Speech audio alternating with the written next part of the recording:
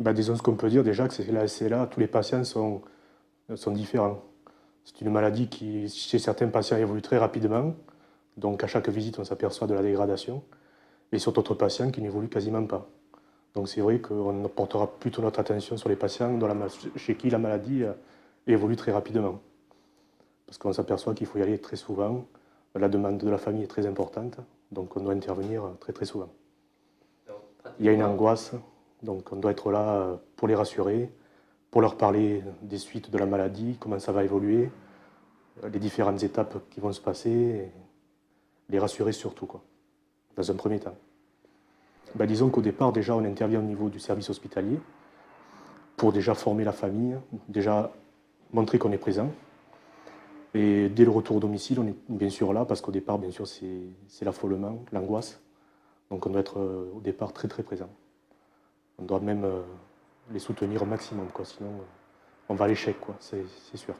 Il y a des patients qui nous disent jamais je n'aurai une trachéotomie ou jamais je n'aurai une gastrostomie. Donc déjà pour leur faire accepter ça et leur dire qu'on va peut-être améliorer un peu leur quotidien, il faut quand même arriver à le faire passer, quoi.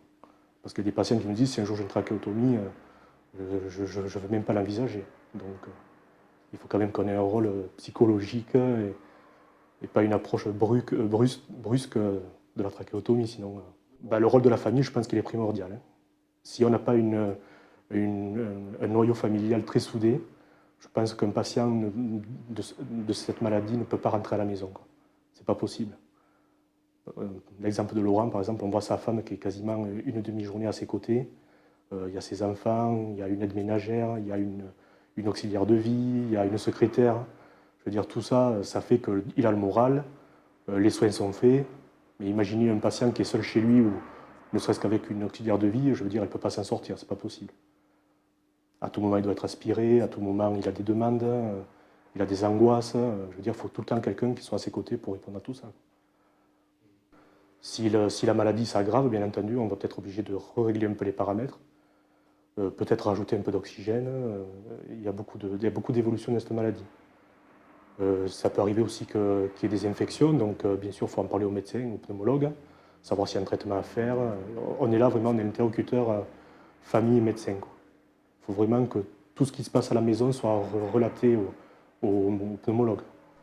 Alors effectivement, un certain nombre de patients atteints de sclérose latérale amyotrophique vont avoir au cours de leur évolution des troubles digestifs, avec notamment des troubles de la déglutition. Ceci a des conséquences importantes puisque les fausses routes vont faciliter des surinfections pulmonaires, les fausses routes vont gêner l'alimentation par voie orale, favoriser une dénutrition. Et cette dénutrition, nos confrères neurologues nous l'ont bien signalé, aggrave l'évolution de la maladie. Il est très important tout au long de leur maladie que les patients puissent s'alimenter de façon satisfaisante. Alors lorsque malheureusement les fausses routes sont importantes, fréquentes, invalidantes, que l'alimentation par voie orale n'est plus possible, il faut trouver une alternative pour permettre de façon simple, durable et efficace d'alimenter ces patients. Alors, se sont développées différentes techniques qui permettent de shunter le passage au niveau de la gorge et d'alimenter directement au niveau des intestins les patients. Il y avait auparavant des techniques chirurgicales qui nécessitaient une laparotomie, c'est-à-dire une ouverture de la paroi abdominale. Il y a depuis quelques années des techniques qui sont réalisables par les voies naturelles, ce qu'on appelle la gastrostomie endoscopique. Alors cette technique, il faut surtout ne pas en être inquiet, est une technique relativement simple à mettre en œuvre. Ça nécessite simplement une sédation, voire une simple anesthésie locale. C'est une technique que l'on vous présentera sans doute de façon plus imagée dans une autre partie, qui est réalisable en ambulatoire, c'est-à-dire sur une hospitalisation sur la journée. C'est une technique qui n'est pas une technique chirurgicale puisqu'elle va passer par les voies naturelles, par la bouche. Et à la fin de l'intervention, le patient va se retrouver avec un tuyau qui va sortir au niveau de l'abdomen, au-dessus du nombril, avec un simple pansement, sans aucun écoulement. Dès la mise en place de la sonde, dès les premières heures, on pourra utiliser cette sonde pour passer du liquide, puis, s'il n'y a pas de problème particulier dans les premières administrations, une alimentation liquide, voire semi-solide, qui peut même être une soupe familiale mixée et administrée très régulièrement. Il s'agit donc d'une technique relativement simple dans sa mise au point, qui surtout pour les patients pourra être utilisé très largement à domicile sans aucun encadrement infirmier et donc pourra être géré par le patient et sa famille. On pourra maintenir de façon prolongée une bonne qualité d'alimentation et ainsi améliorer le confort de vie de ces patients et ce de façon durable. Le suivi spécialisé est quasi inexistant. Ces sondes peuvent être laissées en place de façon très prolongée et il n'y a plus actuellement de nécessité à changer ces sondes. Le suivi infirmier peut se faire dans le suivi habituel de ces patients, ne nécessite pas une présence très régulière. La sonde est bloquée au niveau de la peau par un système très simple. Les pansements sont de simples pansements de couverture et n'importe quelle personne qui a pu être éduquée un minimum de temps peut gérer une sonde de gastrostomie endoscopique.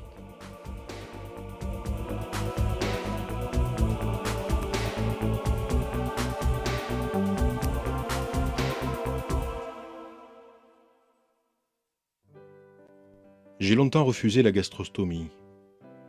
Je ne voulais pas m'enlever le plaisir de manger par la bouche, le plaisir de savourer le goût de la nourriture, le plaisir de choisir moi-même les menus. Manger, boire, me demandait de jour en jour beaucoup d'efforts, surtout pour déglutir.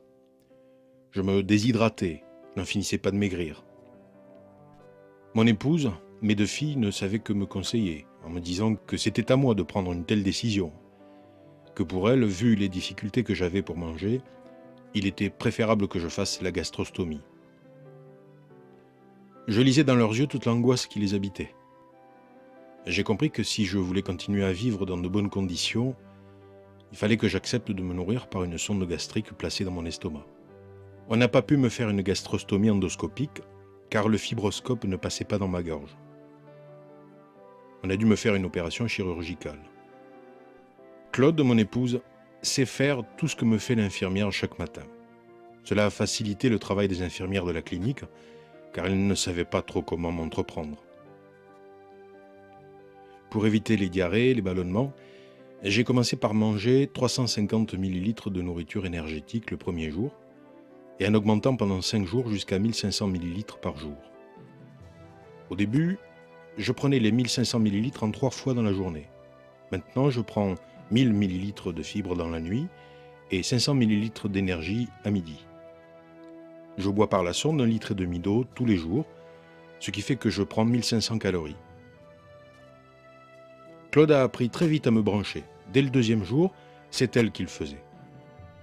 Pour régler le temps de la prise des repas, je me sers d'une Nutri-Pompe que je règle à midi, 500 ml de nourriture énergétique en 2 heures, la nuit 1000 ml de fibres en 8 heures.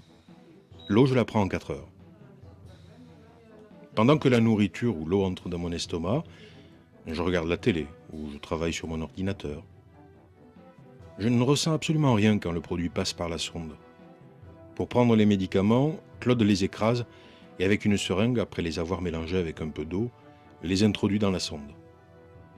L'infirmière, chaque matin, me nettoie la peau qui est autour de la sonde avec du daquin et me refait le pansement.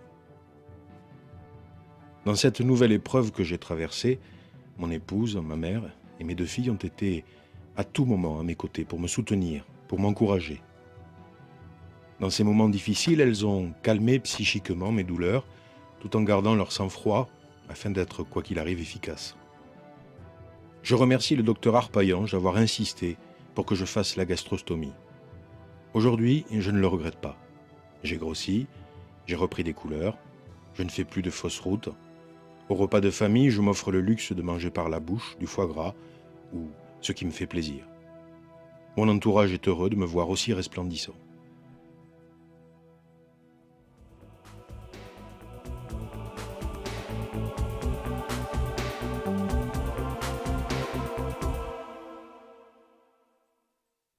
Je me suis décidée à accepter la gastrostomie lorsque déglutir est devenu trop difficile et entraînait une sous-alimentation et une perte de poids trop importante.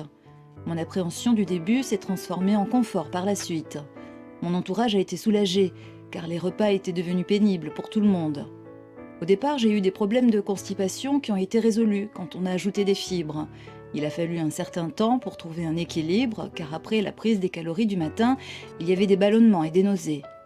Le premier changement de sonde a été douloureux, car la première sonde n'avait pas de ballonnet et il y a eu une infection.